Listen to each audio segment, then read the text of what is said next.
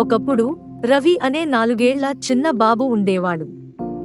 రవికి బుబుల్స్ అనే మాయా teddy bear ఉండేది. పగటిపూట సాధారణంగా ఉండేది, కాని రాత్రి మాత్రం ప్రాణం పొందేది. ప్రతి రాత్రి రవి నిద్రపోయినప్పుడు బుబుల్స్ లేచి రవికి కష్టంగా ఉన్న చిన్న పనులలో సాయపడేది. ఒకరోజు రవి తన బూట్ల లేస్ కట్టలేక బాధపడ్డాడు. రవి నిద్రపోతుండగా బుబుల్స్ బూట్లపై లేస్ కట్టడం సాధన చేసింది. ఉదయం రవి లేచినప్పుడు అతనికి ఒక మాయా కలలో లేస్ కట్టడం నేర్పింది. చూడు అమ్మా, నేను చేయగలను, రవి తన బూట్లకు లేస్ కట్టుకుంటూ అన్నాడు. రవి బుబుల్స్ ని గట్టిగా కౌగిలించుకున్నాడు. థాంక్స్ బుబుల్స్ అని చెప్పాడు. బుబుల్స్ కళ్ళు ప్రత్యేకమైన కాంతితో మెరిశాయి.